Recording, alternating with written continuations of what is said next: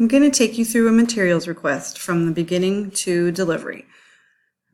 So I have a folder where I keep my materials requests. So I come over here and I look and I have the O'Quinn family looking for CM school supply. So the first thing I'm going to do is I'm going to go to budgets. You can type in your name here if you want. I know that I'm on page 8. I'm looking for the O'Quinn family. They have 3 scholars, so their total funds for the year are $9,600. They can use half of that this semester, which would be $4,800. So they have $4,800 remaining, and so they're fine. Then I'm going to go to, I'm going to go back, CM school supply. So I'm going to go to suppliers and put in CM school supply. You want to do this every time because there might be new notes that come up along the way. So even if you've used the vendor before, be sure and check. So I need to list the delivery address on the first item's description and in the additional document. So we'll go over that. Shipping is $10. That's free if over 100. And so we'll double check. So then I'm going to come over here and I'm going to open a create. So he has this under all of his scholars. So I'm just going to pick a scholar to put it under, and we'll go from there. You're going to put the date. You want to put 2 weeks out. If it's digital items, you want to put 1 week out. So I'm going to check for Juan O'Quinn. Let me add the third. That's his proper name. You don't want to put nicknames, and you're going to type the delivery address in, or date in here again. External items. Juan O'Quinn is the learning coach, only he's, and then we have 6 different items. So we're going to choose 6 under number of items to add. You also in here want to go to the vendor website so that you can double check their numbers against yours. I like to copy and paste. So the 5 subject college notebook, I'm going to copy it here. I paste it.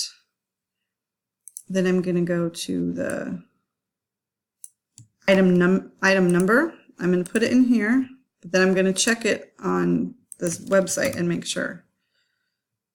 So we're good. So they want one of those. We're going to put $19.99, 1 set. So it's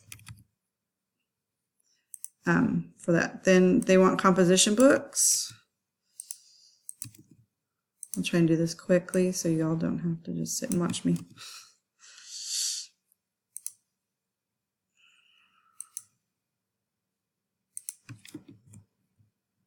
See, that's kind of an odd number, so it doesn't work. I don't know what they put. They kind of transpose. So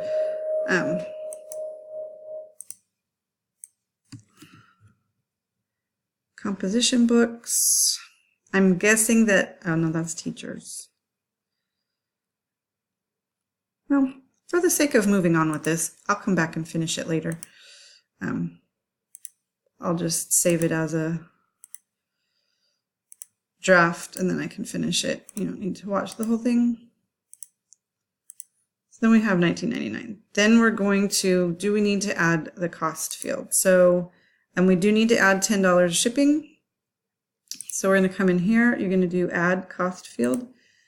You're going to put, it's a fee. You're going to type in shipping, $10. And it's a flat rate, not a percentage. And you always want to choose after taxes because we don't want to tax their shipping costs. So then we're done editing and go to the next field. Oh, we're going to go back on this one because remember one of the stipulations on this was that you wanted the parents' information in that first notes. And so I try and keep this window open on my roster so I can just go in and cut and paste. So we're going to edit in the description. I'm putting that information, which is where they wanted it. So we're fine there. Then we're done editing. We'll go back to next. You want to choose packing list so that they have something to compare against. Put the parents' information there. Then you want to add the external items to the database. This is where you're going to choose what the subject is and if it's consumable or non-consumable. These are school supplies and they're consumable, so we're going to choose that. Then we're going to do CM, and I'm going to choose CM school supply. It's going to ask you if you'd like to apply the default values, and you're going to do OK. Then you will click Purchase, Create Purchase Order. I'm going to create it as a draft since I need to go back and work on it. You can also do that if you know you need to go back and work on it. So then once it goes through, and then you are waiting for deliveries. So when a family gets something back and they send you their packing slip and it's signed and dated, you're going to come into deliveries. I'm going to come in here. I'm just going to pick, oh, I have deliveries that I can show you. So I'm going to pick an easy one. It's just for toner. I download it, then I click right, you can show in folder. If you click right again, you can convert it to Adobe PDF. You can rotate this so you can see it better. Well, it'll rotate while we wait. If you'll notice, the parent signed, the learning coach signed when it was received, and they signed it, so that's good. We need that. Then I go in and I look for the purchase order number, so it's 21841. I have files for my family, so I go in and I find this is the correct family, and I said it was what? 21841. So I save all their purchase orders when they're approved from Jeannie. Then I can find it and I just put received. I save that. Then I go back to deliveries and I can find what I said. It's Buckroff. Family is Buckroff. I can search for them, or you can search by number 21841. So I'm going to go to add delivery. You're going to choose how it was delivered. This says, let's see, does it say? I don't see it, so you can look, and if not, it's either UPS or the post office. So the learning coach signed it for the 7th, so I'm going to save that. Be sure and put that. I'm going to choose mark the purchase fully received and autofill because we know it's all there.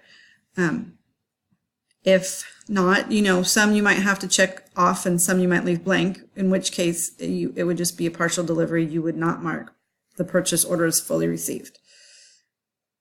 So then I'm going to do add file. I'm going to go to my Scholar folders. I'm going to the Buckroff family. I have a purchase order folder, and then I'm putting in the one I just received. Then I'm adding my delivery. Then it comes over here to fully received deliveries. Now, if I had decided I did something wrong and I needed to fix that, I can click on it while it's in here, and click on the trash can, and it will ask me, are you sure you want to delete this delivery? And you can choose yes if you really do. I don't, so I'm going to leave it as that. And that is materials order from beginning to end, including delivery and how to delete a delivery if you need to.